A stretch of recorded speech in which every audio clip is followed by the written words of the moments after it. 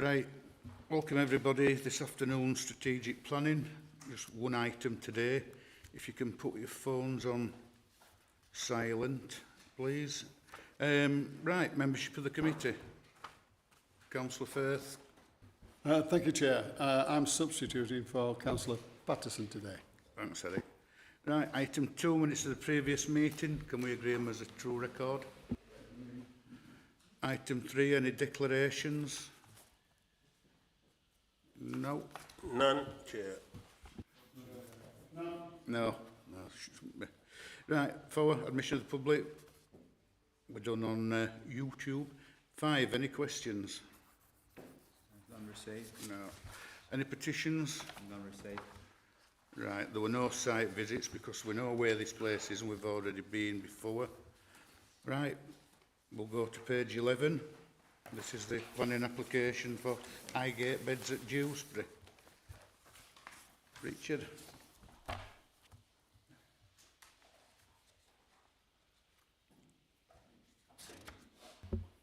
Thank you, Chair. Victor Grayson, Development Management Master Planner in the Majors team, standing in for the case officer Richard Gilbert today. This is an application for full planning permission for the demolition of an existing warehouse building and the erection of a new production warehouse building in B2 and B8 use. The application site is on Bretton Street, Savile Town, Dewsbury. It's within a priority employment area as designated in the Kirklees local plan and as shown in hatched purple in the image on the right here. And it's surrounded by industrial and commercial uses. This aerial view shows how the site is underused at the moment, and it's also surrounded by those previously mentioned industrial and commercial uses. The nearest residential property is to the west, as shown here. From boundary to boundary, the distance is over 70 metres. This image is also useful as it shows the existing building that would be retained. Members, yes, you can just see my arrow hovering over the existing building where it says Swaino beds, that would be retained, and then the smaller building, the 690 square metre building, there would be demolished and replaced with the proposed new building.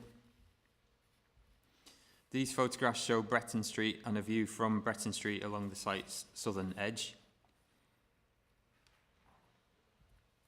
And in this slide, we see a further view into the site from the south, from Bretton Street, and also a view looking east across the site from Bretfield Court.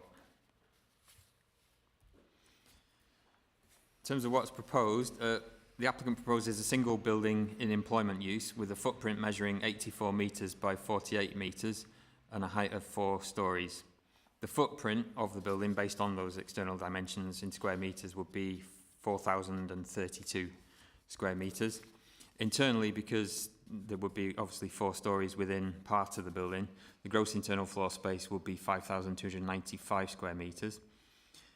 Internally, the full height warehouse space of the building would occupy most of all 4 stories, with the first, second and third floors taking up only part of the southern end of the building. The building will be used for B2 and B8 purposes, namely the manufacture and storage of beds, mattresses and related components. Ancillary retail and office elements are also proposed, as well as staff facilities. The building will be clad in precast concrete panels on its sides and rear, while the front south elevation will be glazed at ground floor level with 3 stories of translucent polycarbonate cladding proposed above. Shallow roof pitches and a photovoltaic array will be concealed behind the building's parapets. The applicant proposes 2 vehicular accesses off Bretfield Court, that's the road to the west of the site. Firstly, a 2-way access is proposed close to the site's southwest corner that will provide access to the 42-space car park. And then secondly, another access close to the site's northwest corner would provide access to the other 20 parking spaces and the site's service yard. And then the existing Bretton Street access would become exit only. A new 2-metre wide footway will be added around the south corner of the site, and hard and soft landscaping is proposed around the new building. These are the proposed elevations and also a ground floor plan in the bottom right corner, and also an example of another development where translucent polycarbonate cladding has been used. The proposed uses, including the ancillary uses, are policy compliant for this site within a priority employment area. Subject to conditions, including a condition requiring the exit only access to be clearly signed, the proposed access arrangements are considered acceptable, as is the provision of 62 parking spaces on site. It's recommended that sustainable transport measures, including upgrades to local bus stops, be secured via a Section 106 agreement. The proposed design, while functional, is neat and appropriate for the proposed uses and this location. Polycarbonate has not been extensively used in Kirklees as an external cladding material. However, it has been used successfully and attractively in other developments.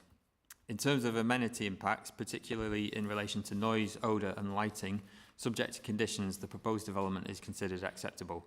It does help that the nearest residential neighbours are some distance away from the application site.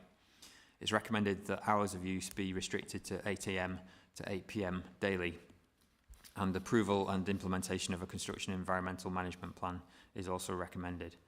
Regarding sustainability, a photovoltaic array, as previously mentioned, is proposed at roof level, and a condition requiring the new building to achieve a minimum of BREEAM Very Good is recommended.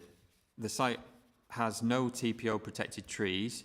Some of the site's existing greenery would be lost to make way for the development. However, new soft landscaping is proposed at the front south end of the site within the space available. On-site ecological enhancement measures are proposed within the available space. However, the required biodiversity net gain would be achieved via a financial contribution towards off-site measures. In relation to economic development, the proposal would be a welcome investment in this part of the borough. The applicant has stated that there are 80 full-time equivalent jobs at the existing premises and that this would not change. The proposed development would, however, help to maintain those jobs in Kirklees and would enable the existing business to operate from better purpose-built premises. It is recommended that skills enhancement provisions be secured via a Section 106 agreement. No representations have been received in response to the Council's consultation on the application. Approval of the application is therefore recommended, subject to conditions as added to in yesterday's committee update. And also, colleagues, could you note please that there are another 2 conditions that are referred to in the committee report that aren't in the list at the end of the committee report or in yesterday's update. One is to control the hours of use of the building from 8 AM to the hours of 8 AM to 8 PM, and the other is to do with securing the provision of the electric vehicle charging points. As I said, those are mentioned in the body of the report, but not in the lists in either the report or yesterday's update.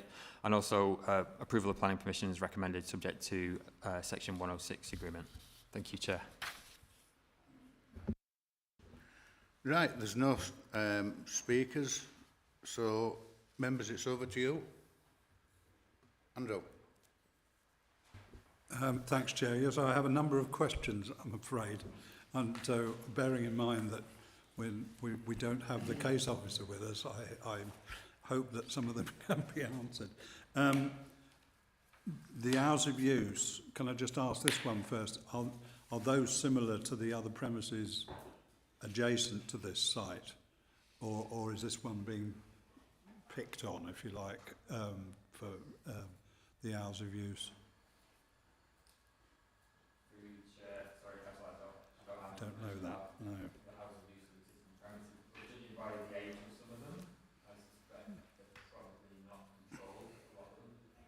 Yeah, I suspect that as well. Right, yeah, okay, thanks. And there's in the Section 106 agreement, there's something about a management company for the management and maintenance of the water and sewage infrastructure. Do we know what that costs, and what are the terms? Again, you may not know this. What are the terms of the management? What are they supposed to do? Please.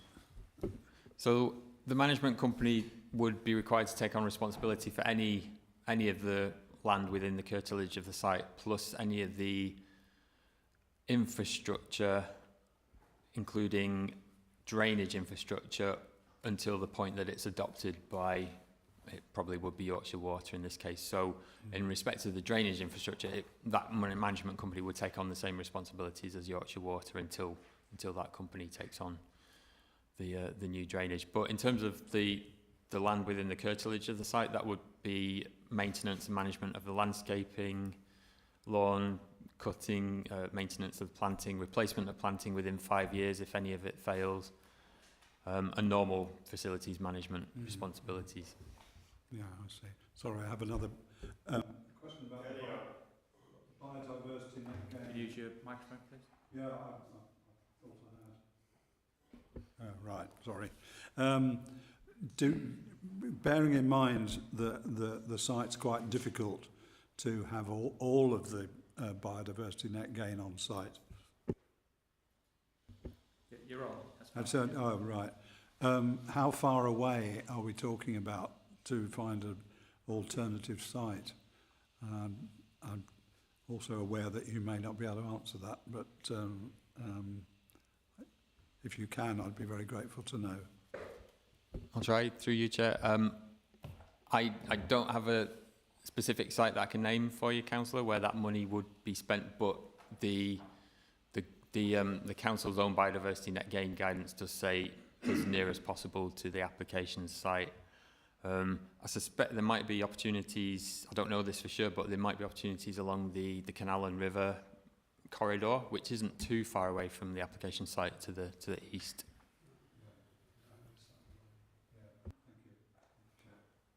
Mark. Thank you, Chair.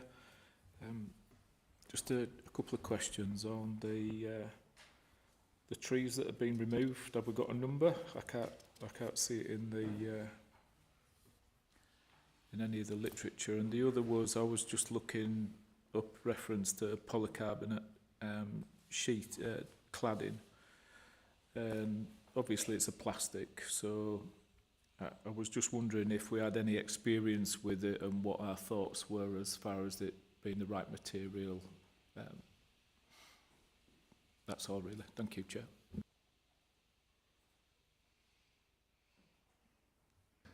Through you, Chair, just working backwards those questions. Polycarbonate, like I mentioned earlier, it's not a commonly, or it hasn't been a commonly used cladding material in Kirklees, but it has been used on several buildings outside Kirklees. A few famous examples I did mention in the committee report, my colleague did, the Trinity Laban dance school down in Deptford, which was built almost 20 years ago. I'm familiar with that building. It still looks all right now, almost 20 years on. Also, I don't know if you remember on the Tate Modern Gallery, it's been removed now, but there used to be a illuminated box at the top of the chimney. When it was reopened as a gallery, it's since been removed. It was only a temporary structure, but that was also polycarbonate clad. It does seem to work well as an outside, as an external cladding material. I think we do perhaps feel in some cases a little bit nervous about using essentially a plastic to clad a building, but this material seems to weather well when it's treated with a UV inhibited, and if it's of a good quality from the outset, it does seem to work. Just going to the tree question, there is an arboricultural report. If need be, I can try and quickly run through it to count up the number of trees that will be lost. But if it helps, I could maybe bring up the slide of the aerial view that might give members an idea of the number of trees, or at least the volume of tree coverage that would be lost, if that's okay with you, yeah. Chair. I'll try and bring that back up.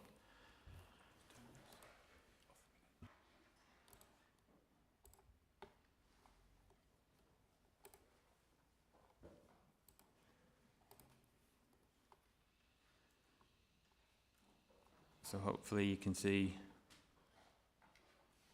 my pointer again, pointing at the building that would be demolished. And then, yeah, it's the vegetation, including trees, to the side of that, between that building and Bretfield Court, that will be removed to make way for the building. Off the top of my head, I'm sorry, Councillor, I don't have a number for how many trees that would be.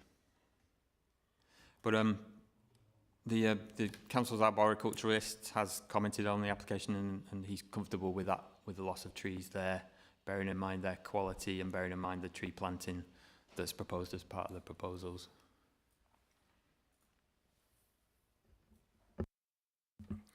I'm a little surprised that we don't have a number, where some of the cases, I can only talk about our ward, where we can't put a property within a certain distance from a tree because of the routing system. So therefore the housing estate has got to be made smaller to compensate for the trees and the roots of those trees.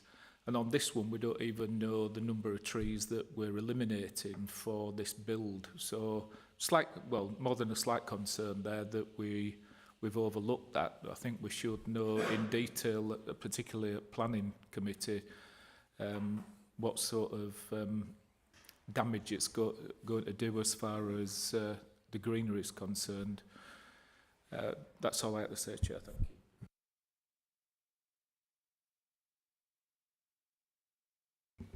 Thanks, Chair. Just on that comment, Councillor, we will continue to look and communicate with our officers. We'll try and come back to you on the number. Thanks. Thanks, Chair. I had a couple of comments about the active travel provision, but I see that they've been added in as conditions on the electric charge points and also the bicycle storage. But I did have one other question. On the proposal, it's noted that the development will include a solar array with a maximum output of 381 kilowatts. That's paragraph 3.3, but when we get to the detail of what they're actually providing, it's specified with a maximum output of 249 kilowatts, which doesn't seem quite to correlate, and I guess that's something we'd like to have clarified and preferably go for the higher number. Thanks.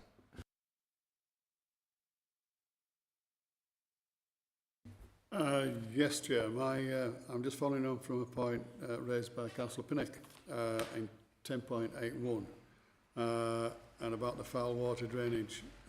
It says to facilitate a pump to the existing network, suitable conditions are recommended securing a long-term management and maintenance plan, because it doesn't say Yorkshire Water is taking it over.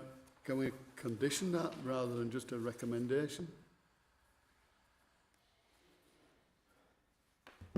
Through you, Chair. Management and maintenance would be secured via the Section 106 agreement rather than condition. It's because it often involves money and off-site works and the involvement of a management company. Because we're all concerned about the terrible situation out there where raw sewage is being pumped into our waterways.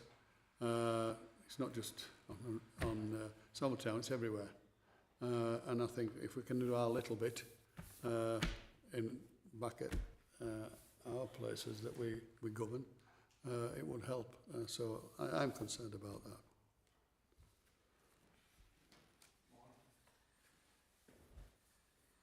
Yeah, Chair, I just want to ask, when Richard was showing the plan there, I've noticed a road leading to access to the building. The road is terrible. The road surface is terrible, all full of potholes. Will the applicant maintain the road, resurface the road, and maintain it, because there will be a lot of lorries going in and out? Thank you. Through you, Chair. No, we haven't asked for them to resurface. So that's the road is an adopt. Yeah, we're talking on Bretfield Court. Bretfield Court is adopted highway, so it's maintainable at the highway authority's expense. So it's not something that we would be able to ask them to do, given that we've got a statutory function to maintain that ourselves. So as part of the construction management plan, we would be requiring them to do condition surveys to make sure during construction that they wouldn't be making the service any worse, and any additional defects that they may cause, we would be expecting them to rectify those.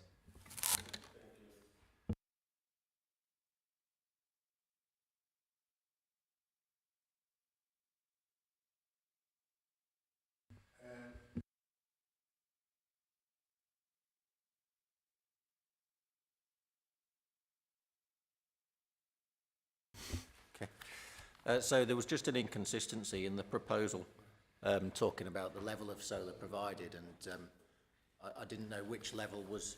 So it's 10.89. Says the maximum output will be 249 kilowatts, but in the proposal under 3.3 it says that the maximum output will be 381. It's quite a big disparity, and I just wondered if we'd want to condition the higher level to offset the carbon, you know, the carbon embedded in the construction and so forth. Through you, Chair, we can specify the higher figure in the condition if that's what members want to see.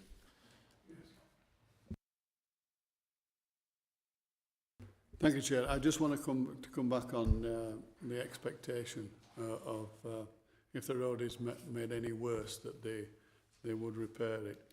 I'd like to see that it's not an expectation that they would make it right again if the condition of the road was worse. Yeah. So, you know, I just don't want to leave it there, because we have had so many developments, particularly housing developments, when the access roads weren't included in the 106 agreements, and they've been torn up and ruined, and then we have to pick up the bill.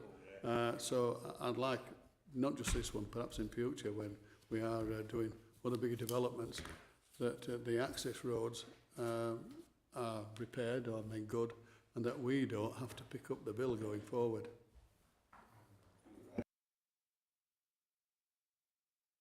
Yeah, through you, Chair. Yeah, just to clarify, yes, we would be requiring to do a pre-start condition survey, and similarly a survey once it's completed, and any defects that weren't there prior to works commencing, we would expect them to address those. Yeah. Thanks, Chair. Paragraph 1075, surface water drainage. I'm just wondering why the surface water has got to go into a combined sewer rather than being kept separate, because it does strike me that if there's any way that the surface water can be kept, I know surface water sometimes isn't very clean, but it's not sewerage, and I wonder why it's got to be a combined sewer, why it can't be kept separate. Through you, Chair. My understanding is that the applicant and the LLFA did go through the drainage hierarchy, which, as you probably know, members, first of all requires applicants to explore the possibility of ground infiltration for the disposal of surface water, and where that's not possible, then we look at piping the water straight to a watercourse, and if that's not possible, into a combined sewer for disposal that way. So there is a hierarchy that every applicant has to go through, and this applicant, I understand, has gone through it, and it's been ascertained that disposal via the combined sewer is the only viable way of getting rid of surface water from this site, after it's been attenuated on site to control the rate that it leaves the site, which is actually going to be, I understand, less than a reduced rate compared to what the existing situation is. Chair, if it's okay with you, through you, I can just come back with a little bit more detail about the trees, because I've had the tree survey open for Councillor Thompson. The tree survey submitted by the applicant identifies that group of trees as, well, there's not a number of trees within that group, but it does say that there are hawthorn, Norway maple, sycamore, ash, hazel, apple and field maple within that group. It describes that group as closely to moderately loosely spaced, evidently self-set group along the western boundary, mostly made up of young trees with hawthorn dominant to the north and ash and field maple to the south. And it does class, you probably know, members, that trees are categorised in these tree surveys. It categorises that group as a group of C, category C trees, which are trees of low quality and value, not worthy of retention. And as I said, the trees officer is comfortable with the removal of those trees. I'm sorry, Councillor Thompson, still not a number of trees, but that provides at least some more detail. Thanks, Victor. Just to add on to the number on the actual original survey, there was 15 species mentioned but I'm unsure of how many of those are to be removed at this moment in time. Thank you, Chair.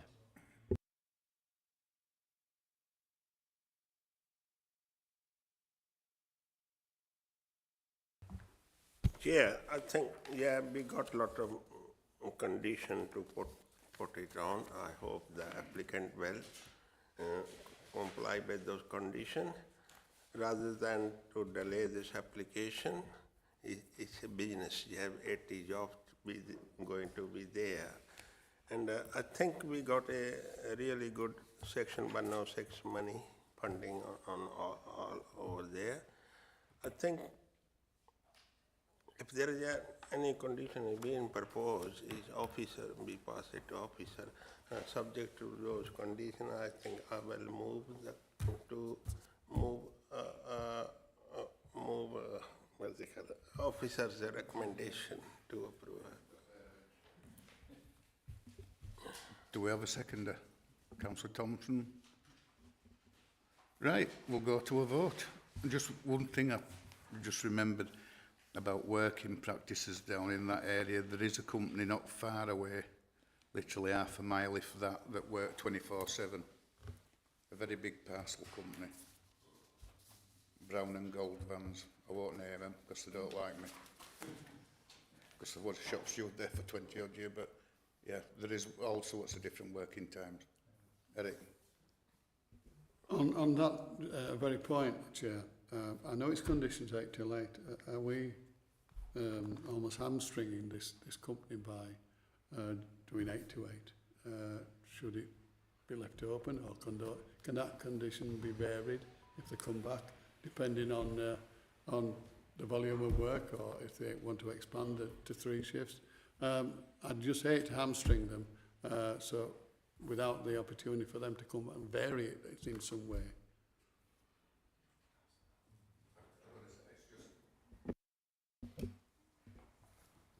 There were a bidding company up at top of Gummersall, and they became an absolute pain in the proverbial, you know, Baggins polling up at 3 o'clock in the morning. No. So, myself, I'd like to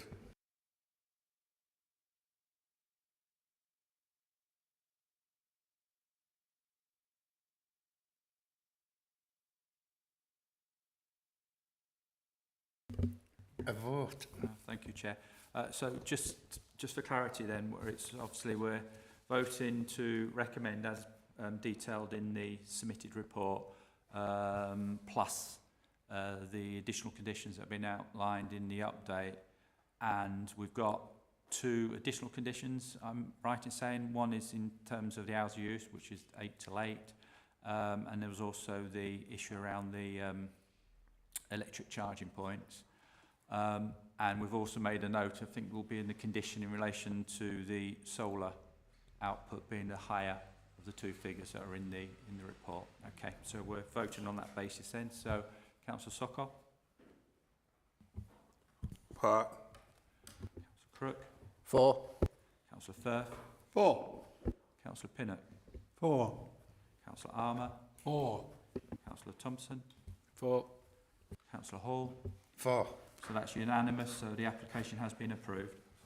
And that is it for today. Thank you.